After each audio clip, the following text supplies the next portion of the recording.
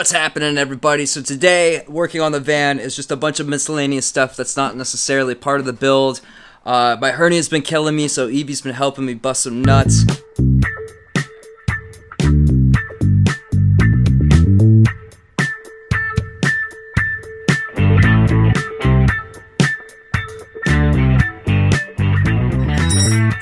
And we got the shocks done, and that was awesome.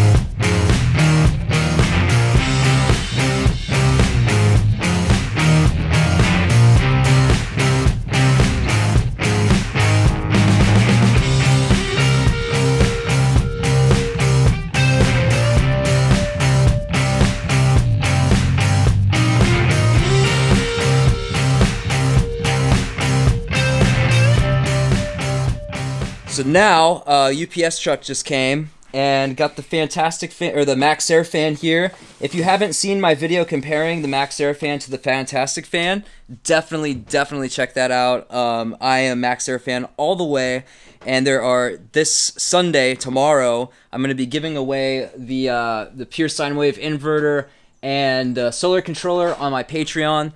I'm going to be giving away the Fantastic fan that was in this thing next, so that's going to have a week to go. So if you guys want to be part of that, check out Patreon. It's $1 a month. Helps support this channel, and you get free stuff sometimes. So that's pretty rad. That helps everybody out. So before I install this thing, I'm going to modify it, though, and I do this to all my roof vents. What I do is I pull the top off, and I paint it, either spray paint it or use Plasti Dip, or on the big van, we use different kinds of tape. We use, like, aluminum tape, and like just black, I think it's like chalkboard tape or something. So we're gonna try that, but first I just gotta pull this thing off. Evie's up here working hard on getting all the old sticky stuff off. How's it going up there? Good. Yeah, she actually likes doing this job. Yeah, I can't stand it. That's the worst part of installing a roof vent. So let me see what I can find to line this thing and pull this thing off real quick, and let's get this Maxxair fan prepped.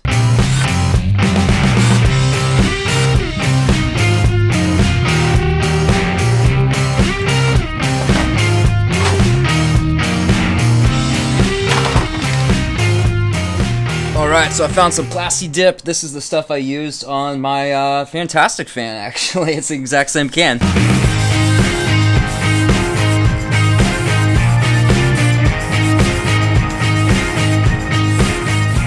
Alright, it's now the next day. The Plasti Dip smell just kept smelling and smelling and smelling. And by the time it got done smelling really bad in the garage, it was like already dark. So it's I got one coat on. It works pretty well. That's definitely gonna help a lot block out some of the light, and it adds a tiny bit of insulate. I don't know, it's a little bit of insulation, probably not anything you could measure. So the Maxxair fan comes with this shroud that you actually attach the fan to via these 4 screws on each side. So Evie got most of this stuff off yesterday. I'm just gonna scrape away at this for a little while and install this fan real quick.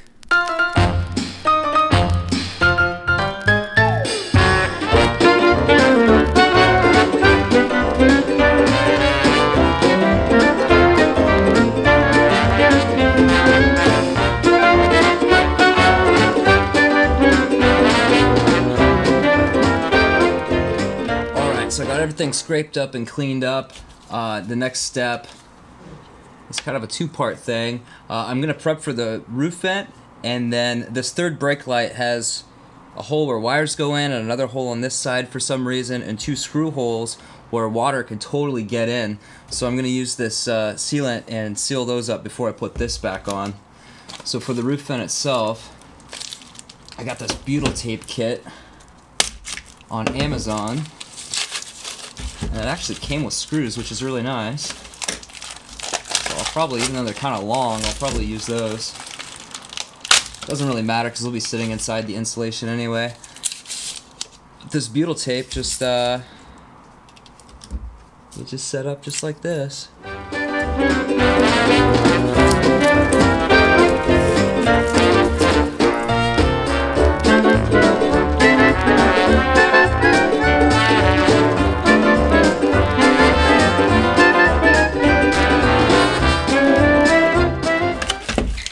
Okay, so this goes this way or this way. Just make sure you got the metal tabs on the sides.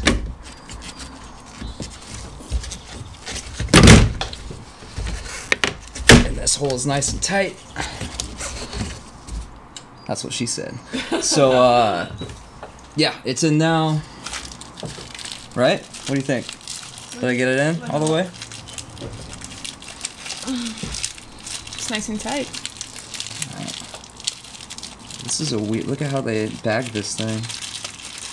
Looks like a condom. It's weird. Okay.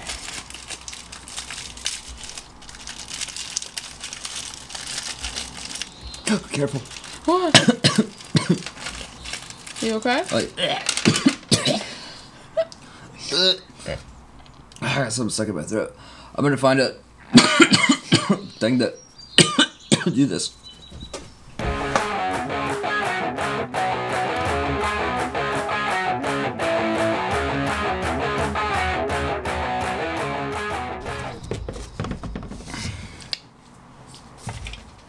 Alright, now comes the Dicor self-leveling lap sealant. This part's really important, especially since these screws are sticking up like this. Some people like to put some of this in the hole before they put the screw through the extra sealant in there. I think as long as you get enough on top, it's no big deal.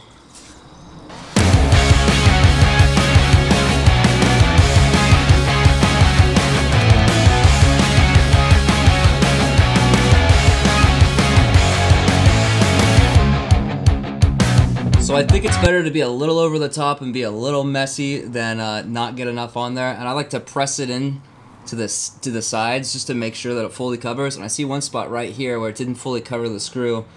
So as this stuff sits and starts to dry, it disperses and flattens itself out. That's the self-leveling part. So in a minute, I'm going to come back and check everything and make sure that all the screws are still covered, all the corners are still fully covered and sealed up. And I also covered the area between the roof vent. Here, let me show you. So I also covered back in here. This is an area where water could pool up.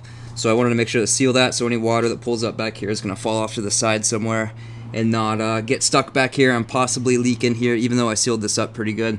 So, gonna let this sit, put the top part back together and stick it up on here. Alright, when you're installing these things, you gotta make sure to look at every single angle, because right here, there's an open spot where water could totally get in, and I could only see this from this angle, and there's another one right there. Alright, so I'll come back and check how this Dicor is doing in a little bit. For now, though, if I can summon my third arm, I'm gonna put this sucker in.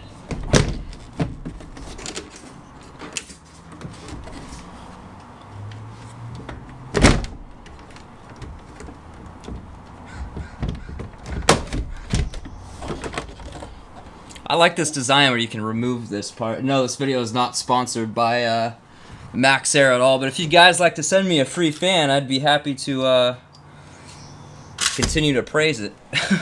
I love these things.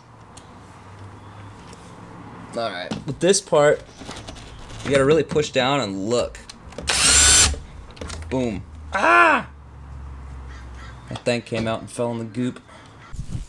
Alright guys, so here's phase 2 of figuring things out. I moved these roof rack things all the way up. I'm probably going to remove them. And here's the 2 solar panels. I only have one of these things here today. So I wanted to make sure that they would fit this way, because there's too much room for them to attach to this, and I don't want to attach them directly together. I'm going to get another set of these, and actually these are Eevee, so 2 sets. And glue this on with the Sikaflex glue, and then screw straight in to attach these. Probably get rid of these, maybe try to find a piece of plastic or something that maybe I can mount to this to like create a ramp. I don't know if that's a good idea, because I don't know, it would help aerodynamics or whatever to have a little ramp, and it would be a little more stealthy that way, but it would cut the amount of air going under them, and the more air goes underneath these things, the more efficient they are. So the next step is to take these white things out and stick them under this one, because my hole for the entry port is right under here, and I've got to make sure that this fits under it. So I'm going to swap those real quick and make sure that this fits, and then I'm going to glue this down right now, like today. Okay, found the first problem. So I replaced the one that was right here with this one and tried to, make sure that this would be in the same place, if that makes sense. So these are going to hit the roof vent. So what I've got to do is remove at least one of these. I'm probably just going to remove both of them. I'm not going to use them. I don't need them. I'm probably just going to remove them. Hopefully I can store them here and set them aside in case I decide I need them later. But otherwise, I'm going to figure out how to take these off so I can move both the solar panels down. I'm going to try to move them up to about right here. Alright, so the only way to get these out, I think, is to remove this piece, which I don't want to do because underneath is the headliner that I just put in. It was a total pain, and if there's like a nut on the underside that comes out and falls forward or so, I have to take the thing out again. Don't want to do it. Also, there's a little bolt on the bottom of this, or screw, that it's really weird how there's absolutely no way to get a screwdriver in here. Here it is. But it's a little Phillips head bolt. So I devised this open end with a a drill bit of the appropriate size, Phillips head, and I tried to use a crowbar and pry it up so there was downward pressure, and then I was like, you know what, this is not working, so I just got some vice grips and it's working fine. So just got that out. Hopefully, well, maybe that didn't let me get it out. Maybe I've got to do the same thing on the other side too. I'm sure I do. And then I could probably just turn it like this and eventually it would come out. Hopefully. I'm going to try it. Alright guys, so my dad's not doing too good and I think he's got to go to the hospital again. So I'm going to cut this episode a little short. Basically what I'm going to do is just get a Sawzall and cut these off. I'm just going to cut both of them off. I don't need them. I'm not going to use them. So thanks for watching. I'll see you next time. Love yourself.